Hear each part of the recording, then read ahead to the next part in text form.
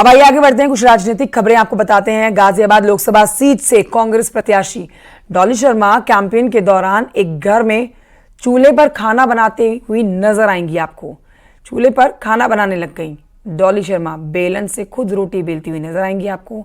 इस दौरान कार्यकर्ताओं से उन्होंने देसी अंदाज में कहा कि भाई सारे काम मुझे आते हैं, जीतने के बाद रोटी पानी सब बना दूंगी, जीतने के बाद घर आना रोटी खिलाऊंगी।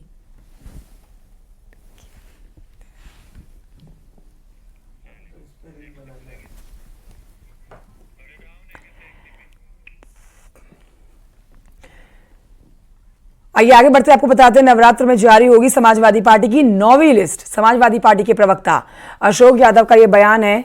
बचे हुए 14 प्रत्याशियों का सीटों पर प्रत्याशियों के नामों का ऐलान जल्द होने वाला है। कुछ सीटों पर बदले भी जाएंगे उम्मीदवार। अब तक कई सीटों पर उम्मीदवार बदले जा चुके हैं, लेकिन आगे भी आप ये उम्मीद लगा सकते हैं कई और उम्मीदवारों के टिकट कटेंगे और नए चेहरों को एंट्री मिलेगी। समाजवादी पार्टी अपनी पूरी मजबूती के साथ, अपने पूरी तैयारी के साथ इस लोकसभा के रण में उतर चुकी है और हमारा लक्ष्य बहुत बड़ा है। हमारा लक्ष्य भाजपा को 80 सीटों पर हराना, और जब भाजपा 80 सीटों पर हारेगी तभी प्रदेश के युवाओं को और अग्निवीर और पेपर लीक से छुटकारा मिलेगा। प्रदेश के लोगों को महंगाई बेरोजगारी से निजात मिलेगी, पिछड़े दलितों को उनके आरक्षण की लूट से निजात मिलेगी।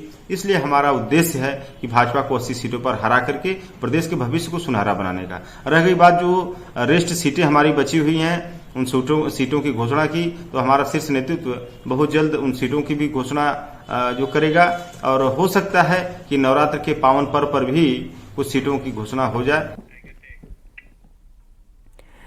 चुनाव को लेकर उप मुख्यमंत्री ब्रजेश पाठक ने कहा है कि बीजेपी पूरे देश और उत्तर प्रदेश में प्रधानमंत्री नरेंद्र मोदी के नेतृत्व में काम कर रही है। हमारा एक एक कार्यकर्ता काम कर रहा है, भाजपा की लहर है। उत्तर प्रदेश की 80 सीटें भाजपा जीतने जा रही है। सुनिए। पार्टी पूरे देश में, पूरे उत्तर प्रदेश में माननीय मोदी जी के मार्गदर्शन में हमारे एक एक कार्यकर्ता काम कर रहे हैं। बीजेपी की लहर चल रही है। उत्तर प्रदेश में 80 सीटें बीजेपी जीतेगी। विपक्ष पूरी तरह से दिशाहीन है, दिग्भ्रमित है, उनके पास नीति और एजेंडा नहीं है। वो 0 सीट पाने वाले हैं उत्तर प्रदेश में। कांग्रेस ने उससे हमारा कोई मतलब नहीं, वो जाने। बीजेपी लगी हुई है अपने पूरी ताकत मेहनत के साथ। विपक्ष क्या कर रहा है वो उन लोगों से पूछिए। प्रधानमंत्री ने कांग्रेस के विजन डॉक्यूमेंट का ये तुष्टीकरण की राजनीति करने वाला विजन डॉक्यूमेंट। सही कहा है। रुकना होगा एक छोटे से ब्रेक के लिए। यहां पर जल्द लौट रहे हैं कुछ और अहम खबरों के साथ।